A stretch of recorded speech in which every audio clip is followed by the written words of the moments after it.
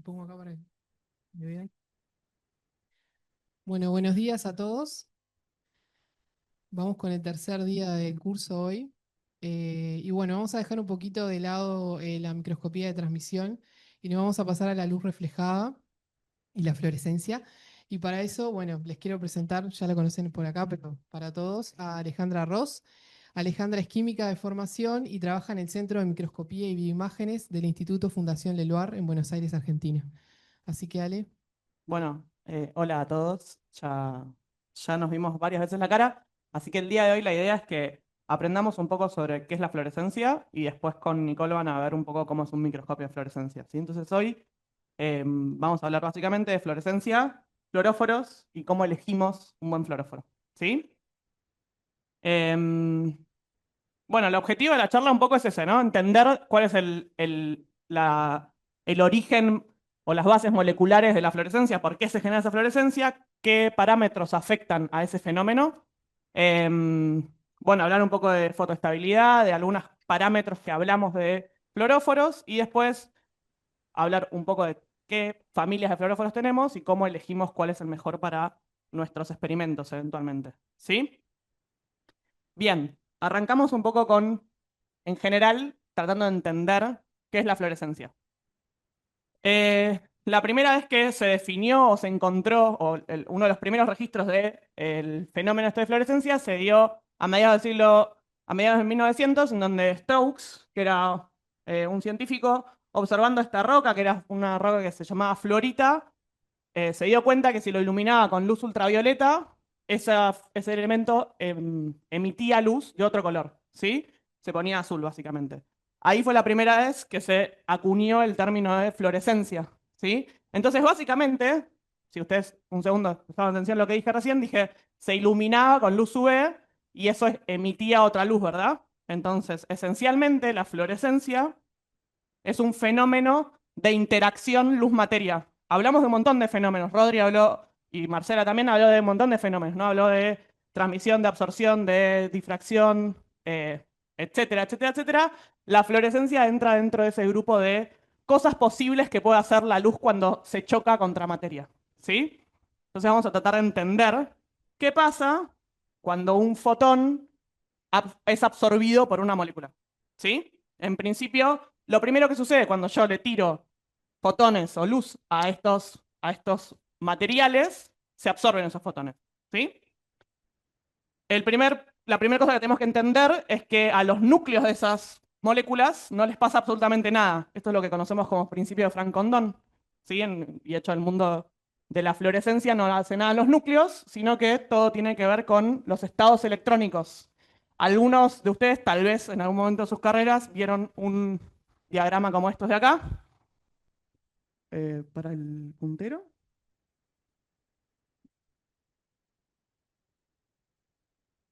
¿Dónde voy al puntero? Ahí está.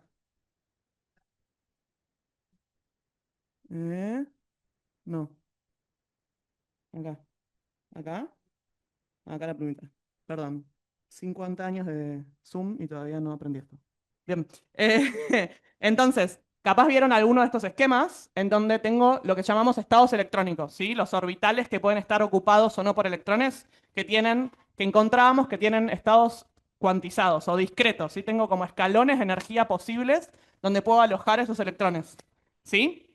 Entonces, toda molécula tiene lo que llamamos un HOMO, es decir, el último nivel ocupado, ¿sí? Cuando un fotón interactúa con estas moléculas, lo que hace esencialmente es promover a los electrones que estaban en el último nivel basal y promoverlos a un estado excitado, ¿sí? Básicamente, esa molécula absorbe energía y ese electrón pasa de un estado de menor energía a un estado de mayor energía. Hasta ahí todo bien, ¿no? O sea, la molécula simplemente absorbió el fotón, ¿sí? Bien. ¿Qué es lo que pasa una vez que esa molécula absorbió los fotones? ¿Qué puede hacer para volver a su estado basal? ¿Cierto? Para entender cuáles son todos los posibles procesos que suceden luego de que esa molécula absorbió el fotón, existen los que llamamos diagramas de Jablonski, que nos hablan un poco de todos los posibles caminos de decaimiento que tiene ese estado excitado. ¿Sí? Es este diagrama. no le vamos a tener miedo, si bien vemos un montón de rayitas, vamos a tratar de entenderlo por partes.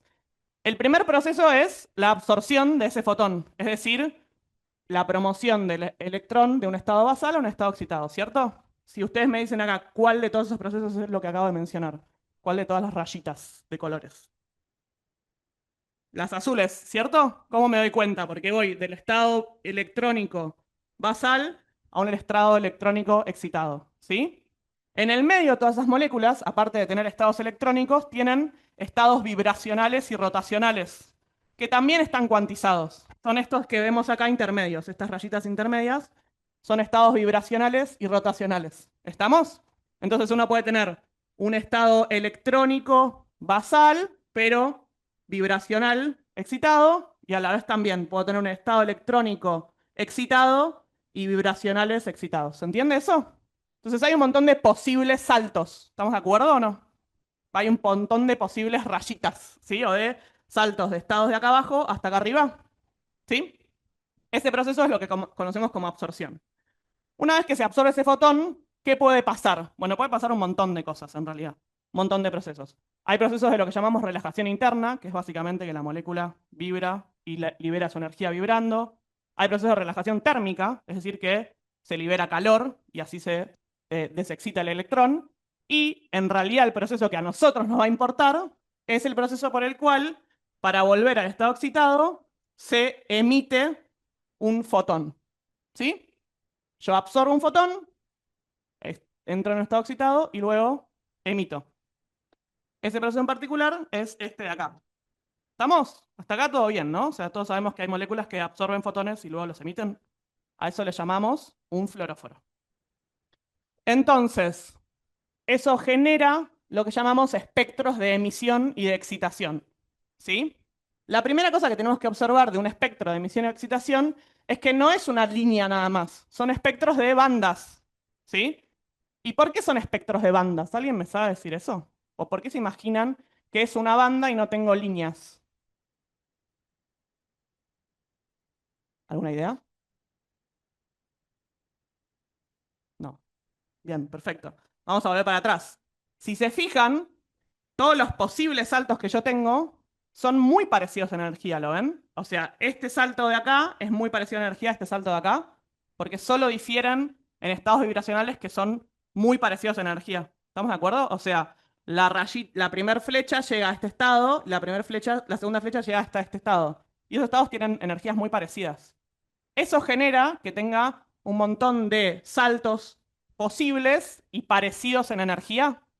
Eso hace que en vez de tener una única línea, yo tenga una banda en donde pueda asociar cada uno de los picos de esa banda con distintos procesos de absorción. ¿Se entiende eso? Por ejemplo, acá tengo un pico que va desde el estado electrónico fundamental a un estado electrónico excitado, y acá tengo otra que hace algo parecido, pero a un estado de un poquito de menor energía.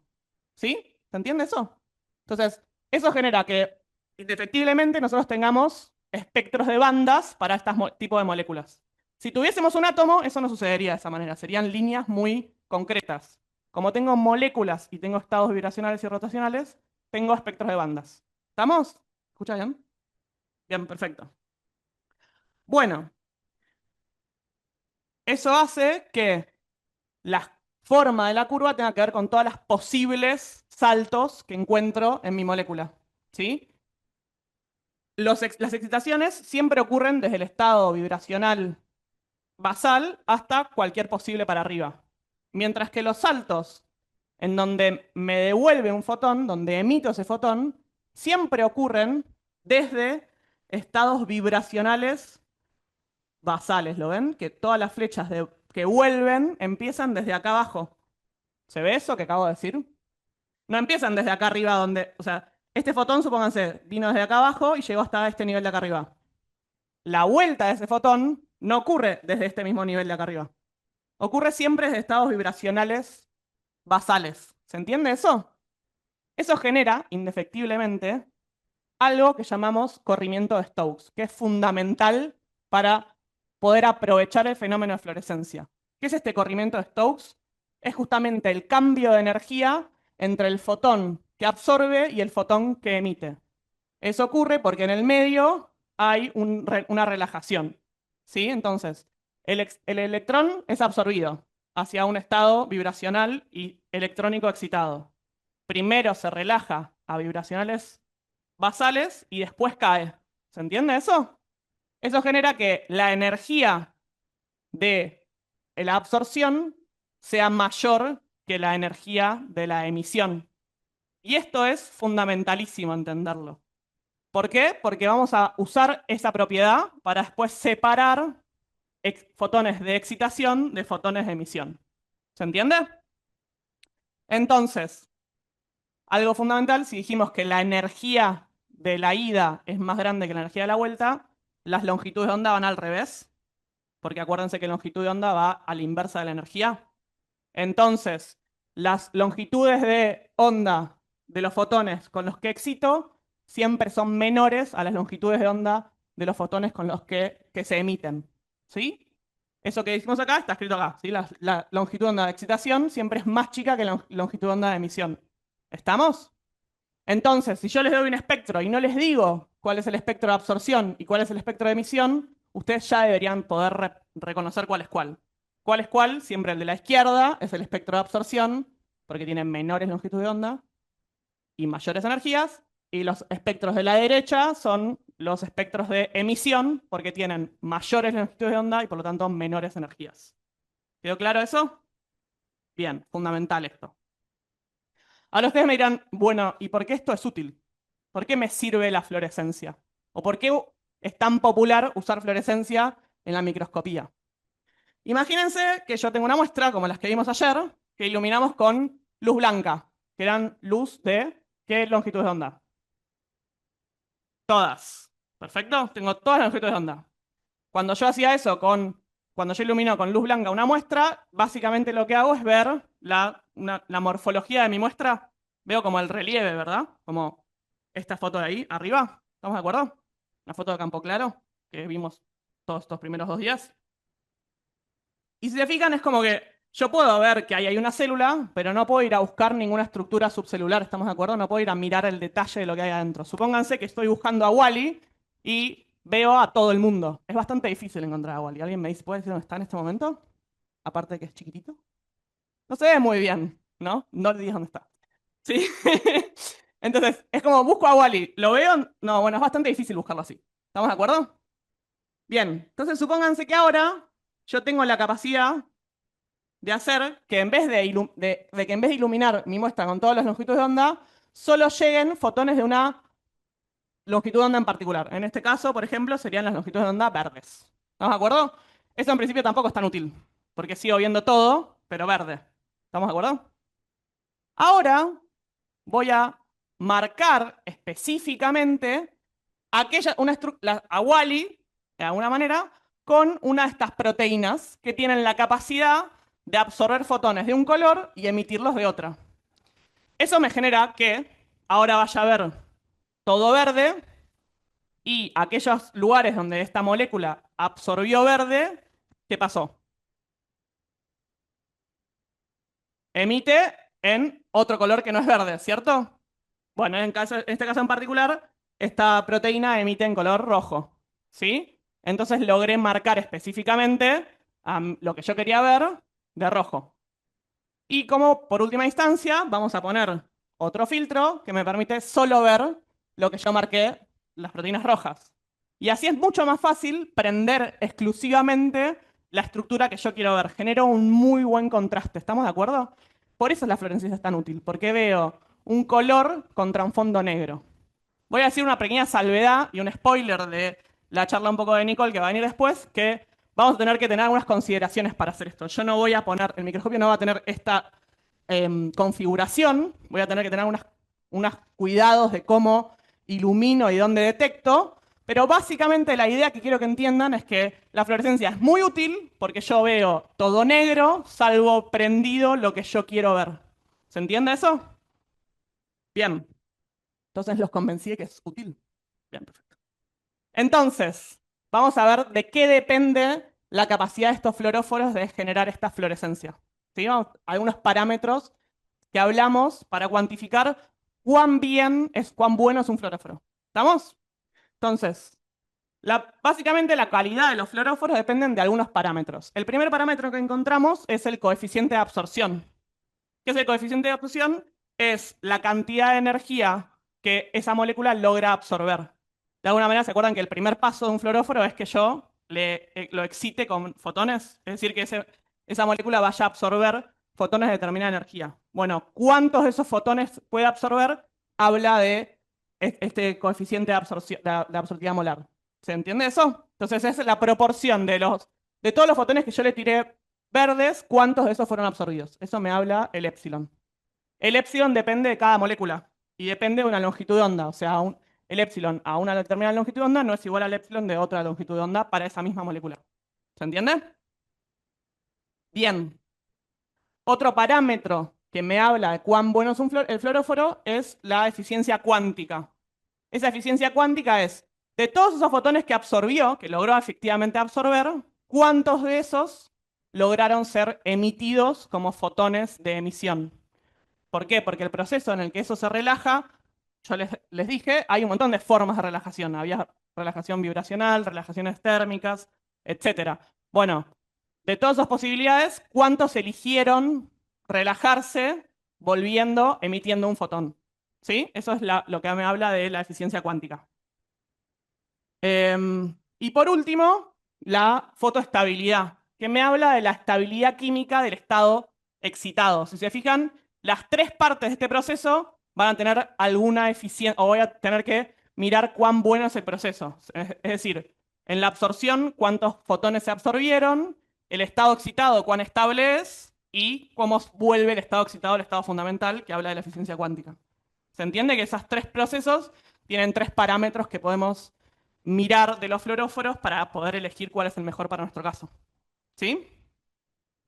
Entonces, vamos a ir un poquito a cada uno de ellos brevemente. El coeficiente de absorción o de absortividad molar lo usaron tal vez un montón cuando hicieron algunas técnicas como espectroscopía UV, en donde hablamos de absorbancias, que sigue la ley de Lambert y Beer, que es una relación proporcional entre la cantidad de luz que se absorbe, la concentración y el épsilon. ¿Estamos de acuerdo? Entonces yo puedo caracterizar un fluoróforo haciendo curvas de calibración en donde mida cuánto absorbe a cada longitud de onda y cuánto absorbe para cada concentración.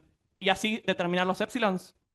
Eso me genera que yo tenga tablas de fluoróforos en donde puedo mirar acá a las longitudes de onda máxima de absorción cuánto vale la absortividad molar de cada uno de esos compuestos. ¿Sí? Son cosas que están tabuladas, las puedo ir a buscar.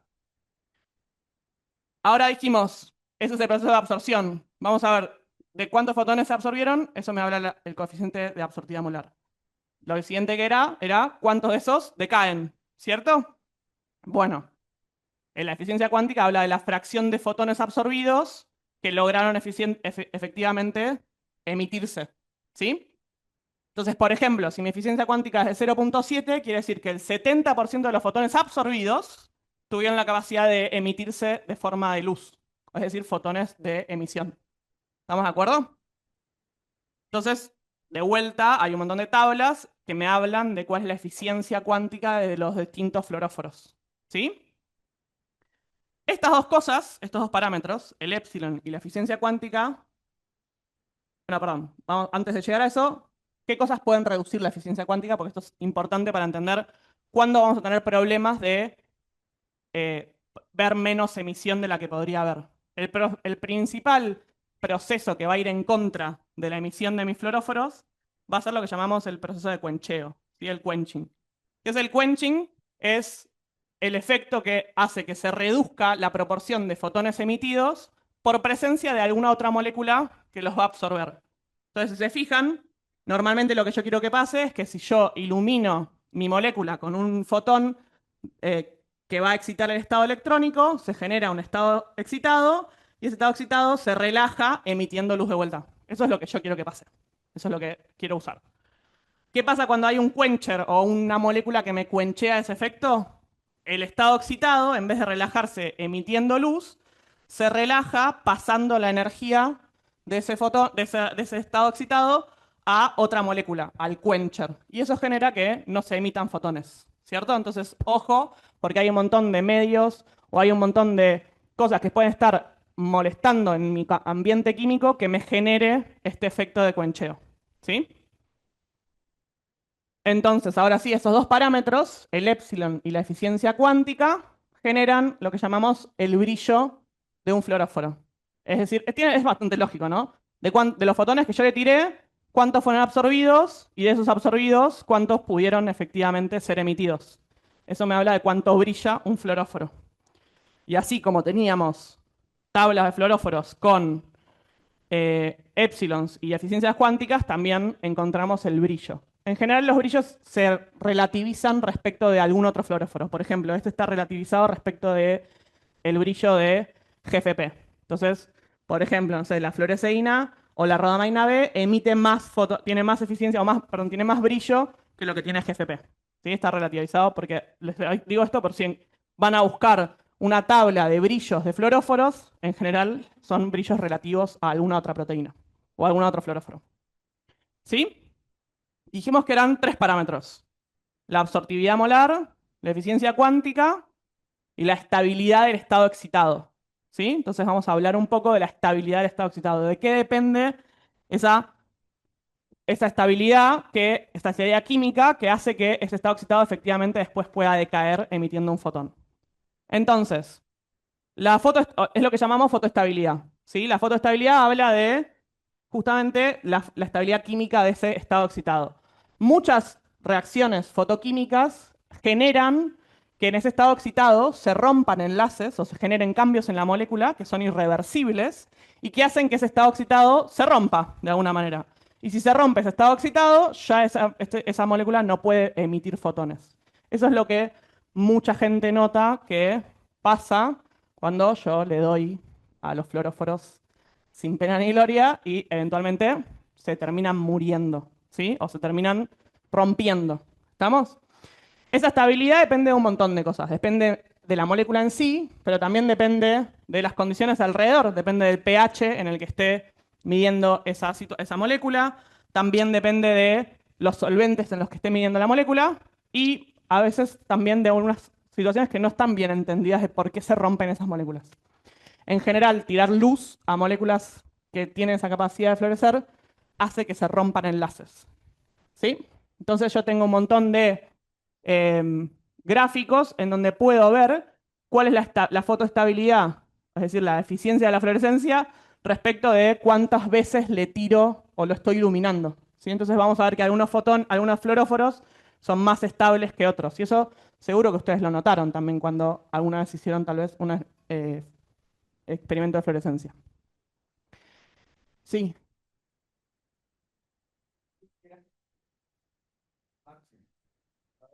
sí,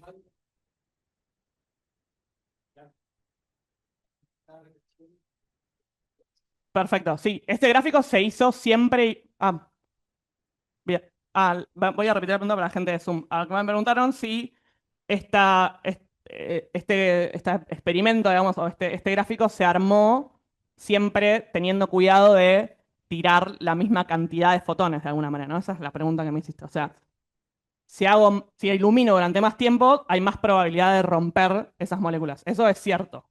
Entonces, lo que hay que entender es que estos gráficos, o sea, ¿cómo midieron esto? Siempre ilumino con la misma cantidad durante el mismo tiempo y veo efectivamente cuáles de esos fluoróforos se murieron más rápido. ¿Sí? Vamos a ver de qué cosas dependen esta photobleaching o este efecto de blanquear los fluoróforos.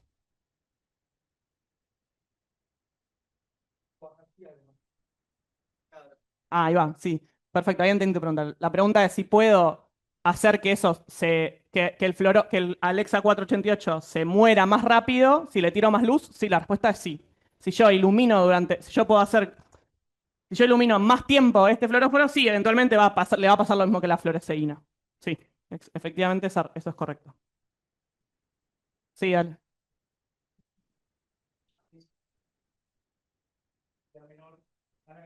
Espera, espera, ahí te traen el micrófono. O sea, a mí me parece que a nivel, no sé, experimental, si yo ya con una exposición a una intensidad menor, Ujú. uno, tengo la ventaja de que se me va a caer menos el fluoróforo y ya me es suficiente para el objetivo que yo tengo experimental, también me parece mejor.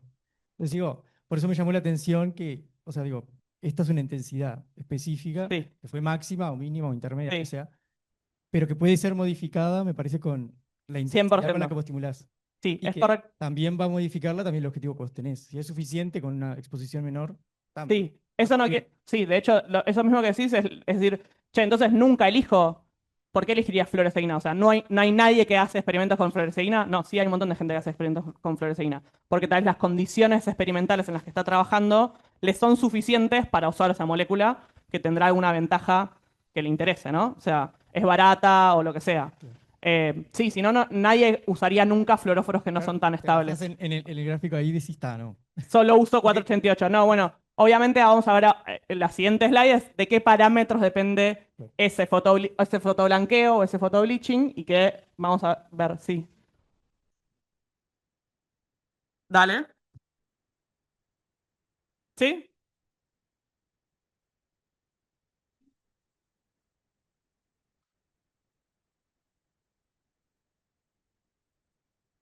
Bien. Buena pregunta. Perfecto. Entonces, vamos a diferenciar dos cosas que tal vez nos lo pasé medio.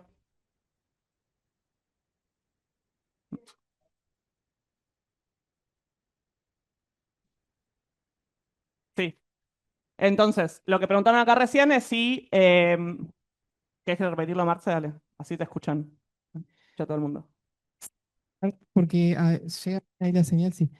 Dice, ¿este brillo que menciona es igual a la emisión máxima que tiene un fluoróforo o es número máximo de fotones que puede tener el fluoróforo? Bien, la respuesta es la segunda cosa, ¿no? El primer parámetro, el epsilon, o lo que decía lo que decía, ¿quién era? ¿No quiso la pregunta? ¿Ella? ¿Él? No sé. Elsa, perfecto. Em, por un lado, en un espectro de absorción, tengo la longitud de onda a la que ocurre con mayor probabilidad esa absorción. Eso es lo que llamamos el lambda máximo, ¿sí?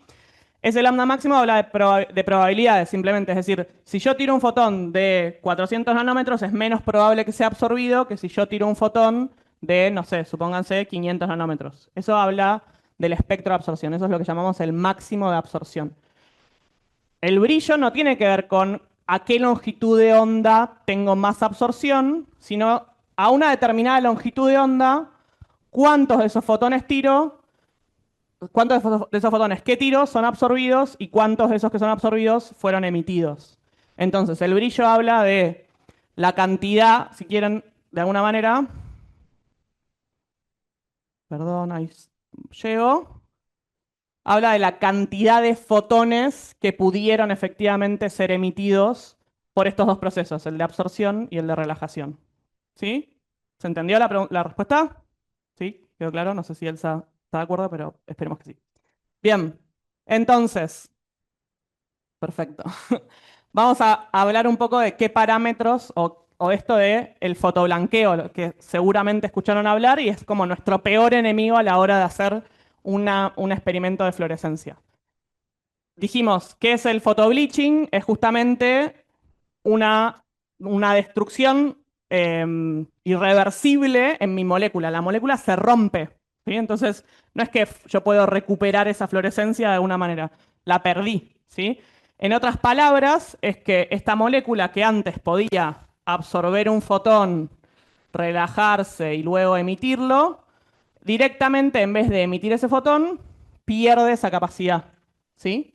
Eso ya no lo tengo más. ¿Estamos?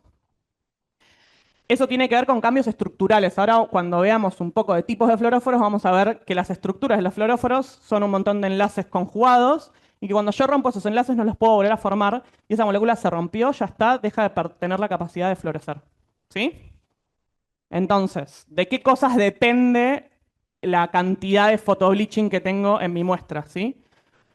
Por un lado, va a depender de cuán reactiva es esa molécula. ¿Sí? Si esa molécula tiene más enlaces conjugados, va a ser más reactiva. Si esa molécula tiene menos enlaces conjugados, va a ser menos reactiva, por ejemplo. Por otro lado, depende del ambiente. Dijimos, hay solventes o hay moléculas o hay ambientes químicos que me generan más o menos fotoblanqueo. Y por último, que es lo que decía acá, ¿un nombre era?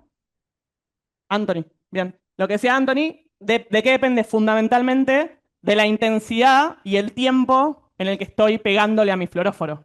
Es decir, si yo tengo un fluoróforo que es muy, muy inestable y lo ilumino durante mucho tiempo y se me va a romper. Ahora, si yo ese fluoróforo, aunque sea muy inestable, lo ilumino durante muy poquito tiempo y eso me es suficiente para responder la pregunta que tengo, no tengo problemas. Puedo usar ese fluoróforo. Entonces, el photobleaching depende de la molécula, pero también depende de cuánto tiempo y de con qué intensidad lo estoy iluminando.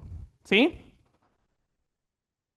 Eso genera que, por ejemplo, tenga de vuelta un montón de fluoróforos con espectros muy parecidos y que si ustedes pueden elegir, yo les recomendaría que siempre elijan fluoróforos que sean más estables químicamente. Entonces, a tu pregunta, sí, siempre elijo un 488. Si podés, sí. Si no tenés esa opción y podés usar otras cosas, vas a tener que tener un poco de cuidado de cómo hacer esos experimentos. ¿Se entiende? Bueno, a la pregunta de cómo reducimos ese fotoblanqueo, ese photobleaching, la primera respuesta es tratemos de no iluminar nuestra muestra innecesariamente. Es decir, si quiero enfocar, podemos enfocar usando campo claro o alguna de las técnicas de transmisión que vimos estos 2 días y no enfocar directamente usando fluorescencia. ¿Por qué? Porque enfocar usando fluorescencia implica que yo estoy iluminando con fotones a mi muestra que puede sufrir photobleaching. ¿Sí? Otra estrategia que puedo tener es poner algún filtro de densidad que me genere que pasen menos fotones de los que estoy iluminando. Eso me cuida a mi muestra. Otra opción que tengo es, a una misma iluminación, aumentar el tiempo de exposición de mi cámara. Eso hace que yo ilumine menos y pueda obtener mayor señal en mi detector. ¿Sí?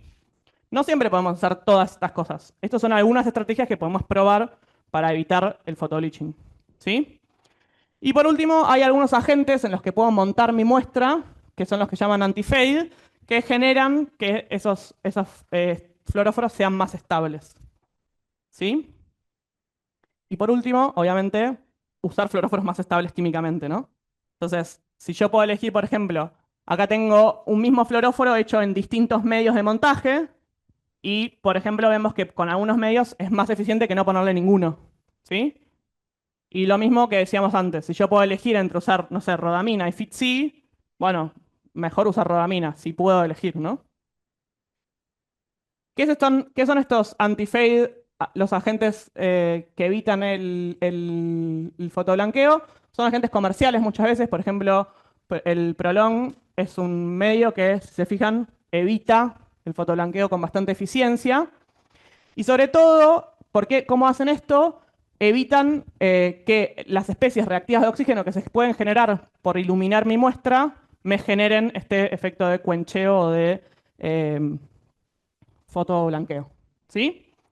De hecho, acá les dejo una receta que pueden hacer ustedes en sus laboratorios de un agente antiblanqueo que siguen la receta, es el que se llama DAPCO, que a veces sirve para poner en sus medios de montaje y evitar ese fotoblanqueo. ¿Sí? Después de vuelta, podemos elegir fluoróforos. Si puedo elegir un Alexa 6, o sea, este por ejemplo es un experimento en donde evalúan si usar un Alexa 647 o un SAI5. Y fíjense que si yo miro cuál es la absortividad molar, son bastante parecidos, y sin embargo hay uno que es bastante más estable que otro. ¿Sí? No está, sí, está señalado ahí arriba. El Alexa 647 es un fluoróforo un poco más estable que el SAI5. Entonces, de vuelta, si yo en mi heladera de anticuerpos tengo un anticuerpo con un Alexa 647 y un anticuerpo con SAI5, y bueno, y puedo elegir, eligen o pueden elegir usar el fluoróforo más estable. Y ahora sí, como última instancia, vamos a hablar un poco de qué fluoróforos tenemos, que seguro la mayoría las conocen, pero vamos a tratar de agruparlos en distintas familias. ¿Sí? Primero les dejo acá varios tutoriales en donde pueden entrar a ver algunas páginas en donde pueden ver los espectros, tanto de excitación como de emisión. Tutoriales de la página, estas son tutoriales de Invitrogen, también tienen extra de Semrock, que también está bastante bueno. jueguen, mírenlos. Hay un montón de Spectra Viewers, o sea, hay un montón de visualizadores de espectros. A mí hay uno que me gusta más que otros, pero eso es bastante usuario dependiente del que ustedes quieran. Ahora sí, ¿qué tipos de fluoróforos tenemos? Básicamente vamos a tener dos grandes familias de fluoróforos. Vamos a tener fluoróforos que sean orgánicos, ¿sí? O que la naturaleza son moléculas orgánicas, y fluoróforos que van a venir de proteínas fluorescentes. ¿Sí? Esas van a ser como nuestras dos familias. Entonces vamos primero con los orgánicos. La mayoría de los fluoróforos orgánicos vienen de la mano de tener estructuras que tienen anillos de benceno resonantes. ¿Se acuerdan que yo les dije que son estructuras donde tengo anillos deslocalizados de electrones? ¿Sí? Esos anillos deslocalizados de electrones en general vienen de la mano de la capacidad de florecer, de tener fluorescencia. Entonces, ¿por qué son buenos? ¿Por qué las moléculas que tienen muchos anillos aromáticos tienen la capacidad de ser buenos fluoróforos? Básicamente radican en que esos anillos hacen que yo pueda estabilizar el estado excitado a lo largo de toda mi molécula. ¿Sí? Lo que hacen es lo que llamamos el efecto de resonancia, o pueden resonar ese estado excitado a lo largo de toda la molécula. Eso genera que tengan esta capacidad de tener estados excitados más estables, y si el estado excitado es más estable, va a poder emitir un fotón luego. ¿Sí? Entonces, en general, el color de los fluoróforos viene asociado a la cantidad de anillos aromáticos que tiene esa molécula. Entonces, los azules son moléculas más chiquititas, como por ejemplo el DAPI o el Alexa 405. Los verdes son un poco más grandes, los naranjas un poquito más grandes y los rojos todavía más grandes. Ahora, a la vez que las moléculas, estos sistemas resonantes tienen la capacidad de estabilizar este estado excitado, también tengo más probabilidad de romper enlaces, cuanto más enlaces conjugados tenga. ¿Sí? Entonces hay que tener cuidado con eso también, ¿no? Como si una molécula tiene demasiados anillos aromáticos o un sistema muy resonante, es más probable que yo lo pueda romper. ¿Sí? Nuestro primer enemigo, o uno de nuestros grandes enemigos, aparte del photobleaching, va a ser que, si pensaron un segundo, hay un montón de moléculas orgánicas que tienen anillos bencenos o estas estructuras resonantes extendidas.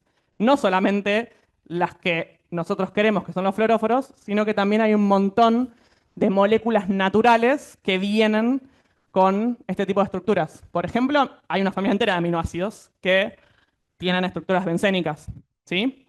Esos, por supuesto, generan fluorescencia también y generan lo que llamamos autofluorescencia. ¿Por qué? Porque viene en nuestra muestra en general. Nuestra muestra tiene aminoácidos que son esto, por ejemplo, el triptofano, la tirosina o la fenilalanina, que generan autofluorescencia, de las que no nos vamos a poder sacar de encima, ¿sí? Vamos a tener que considerarlas a la hora de evaluar o cuantificar nuestras fotos, ¿sí? ¿Cuáles son esas fuentes? Bueno, hay un montón de moléculas que tienen este tipo de residuos. La clorofila para la gente que hace plantas, por ejemplo, hemoglobina, el NADH, digamos, hay un montón de moléculas que de vuelta vienen con nuestros sistemas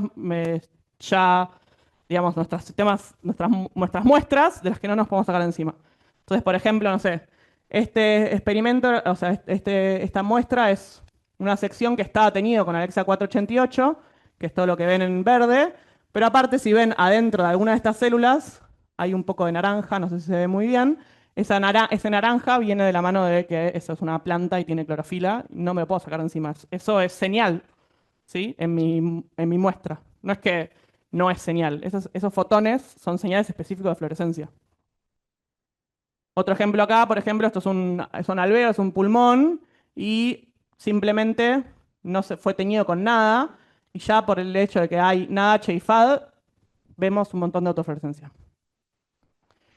Bien, ¿para qué usamos estas moléculas orgánicas? En general se usan como anticuerpos. Hacemos inmunohistoquímica, seguro que los escucharon hablar, en donde tengo un sistema que tengo un anticuerpo primario que se une específicamente a alguna estructura, y después tengo un anticuerpo secundario que se une a ese primario y ese secundario es el que viene con mi molécula fluorescente. ¿Sí? Entonces, ustedes cuando hacen un experimento, lo que tienen que una de las cosas que van a decir es justamente cuál es el anticuerpo secundario que uso para marcar mi molécula. Bueno, ahí es donde pueden decidir usar un fluoróforo u otro. Em, Hay un montón de empresas que venden un montón de fluoróforos distintos y anticuerpos secundarios. Estas son algunas. Pueden entrar a sus páginas y mirar.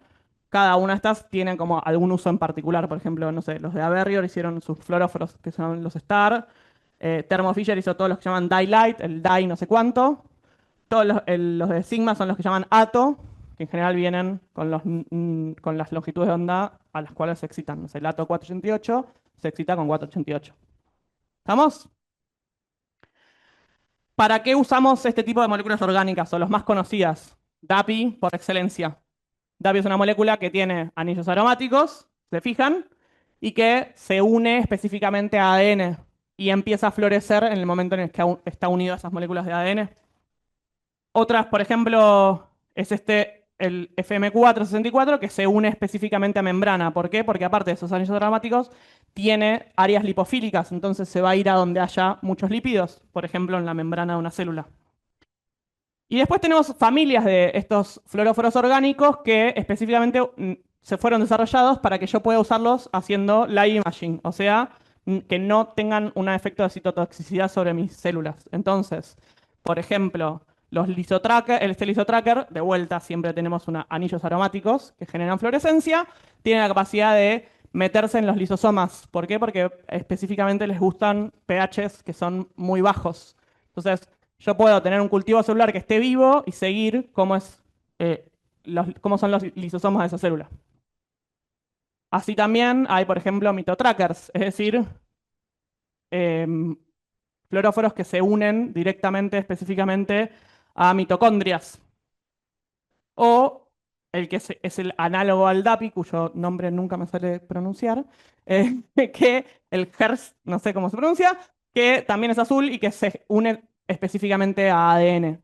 Entonces, si si le tiro DAPI a una célula, esa célula se muere. En cambio, este me permite hacer live imaging de mejor manera. Bueno, hablamos de las moléculas orgánicas. Nos faltaba la segunda familia, que eran la familia de las proteínas fluorescentes. La proteína fluorescente por excelencia es GFP. ¿Sí? Esta proteína que originalmente fue identificada en una medusa y que le valió el premio Nobel a estos tres científicos, Shimomura, Chalfie y Cien, que les valió el premio Nobel por haber identificado la molécula, o sea, la proteína GFP, por haber tenido la capacidad de hacerla ser expresada adentro de un organismo. En este caso es un C. elegans, que ayer los vimos re lindos. Y el laboratorio de Cien se dedicó a hacer un montón de transformaciones a esa GFP original para generar otras proteínas fluorescentes. ¿Sí? Ahora vamos a hablar un poco de ellas. El GFP básicamente es una proteína que tiene la forma de un barril beta, es una hoja beta plegada con algunas secciones de alfa hélice que tiene el cromóforo en el medio de ese barril. ¿Sí?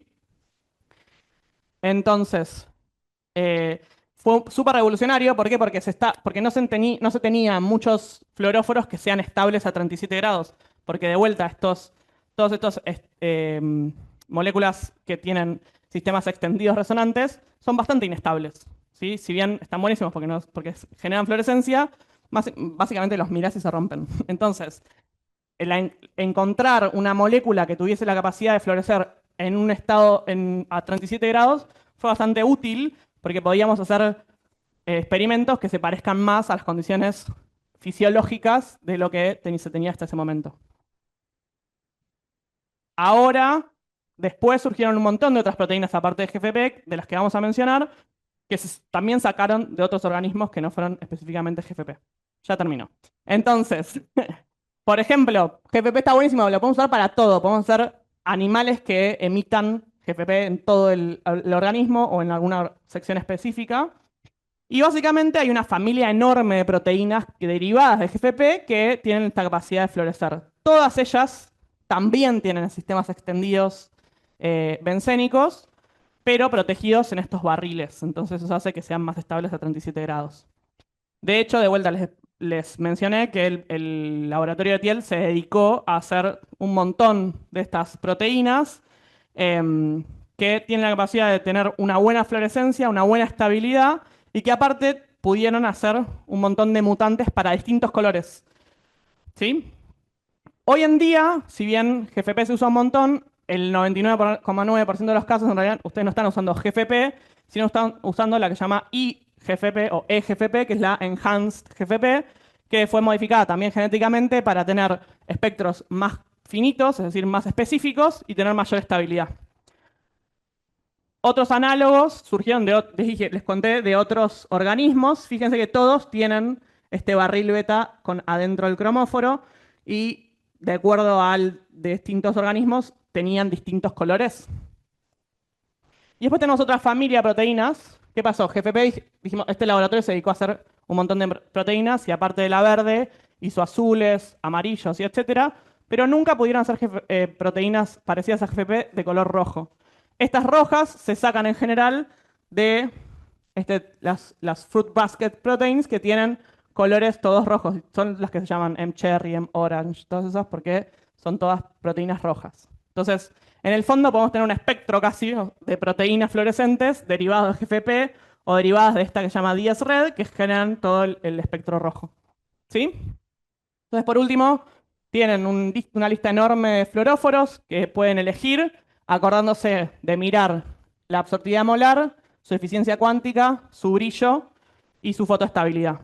Y por último les dejo el que a mí el visualizador de espectros que a mí más me gusta, que es el FP-Base. ¿Por qué? Porque tiene no solamente un repositorio de todas las moléculas orgánicas, sino también de proteínas. Entonces es bastante completo, es el que a mí más me gusta. Bueno, y con esto terminamos. Muchas gracias a todos por haber escuchado y si tienen alguna duda, las escucho.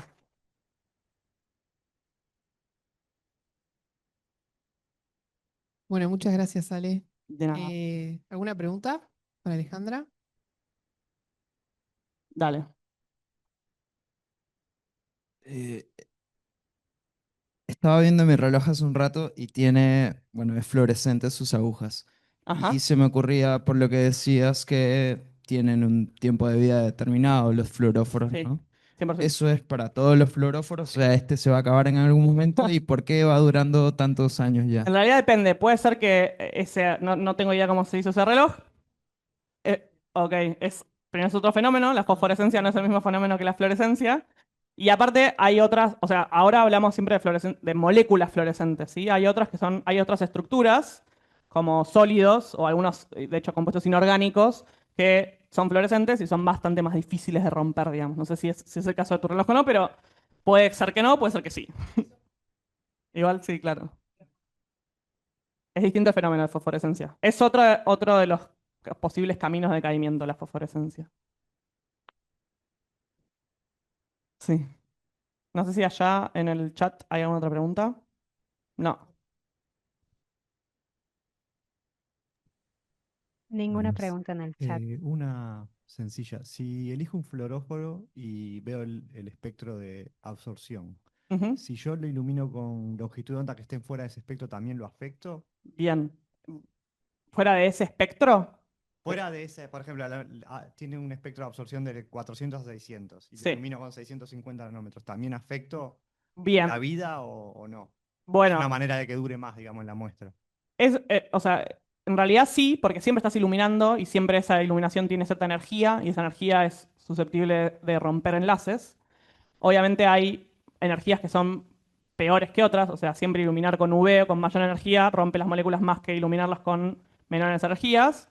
Pero en principio esa molécula debería estar más cuidada, o debería durarte un poco más que si vos la excitas con los fotones que sí absorbe, digamos. Aquí en el chat, Cristina pregunta cuánto tiempo antes de observar la muestra se debe colocar el fluoróforo. ¿Cuánto tiempo antes?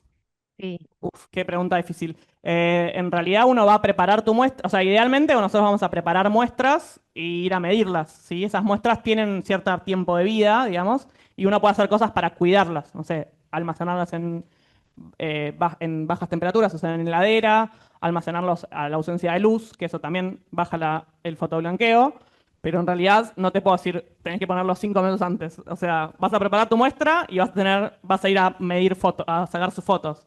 Capaz que preparaste la muestra y ese mismo día sacaste una foto, o al día siguiente, pero esas cosas sobreviven en el rango horario de días y hasta semanas, estás perfecto. Después ¿Alguno? Ángela pregunta si usas glicerol como un anti-fade. No, el glicerol no es un anti-fade, sirve para hacer otras cosas a la hora de preparar muestras, que ya va a haber una clase de preparación de muestras, pero no, el glicerol no es un Sí, agente se usa anti-fade. como medio de montaje, pero no es un agente antidecayente. Claro, exacto. Bueno, ¿Alguna otra pregunta? ¿No? listo. Bueno, Ale, muchas gracias. Gracias a ustedes.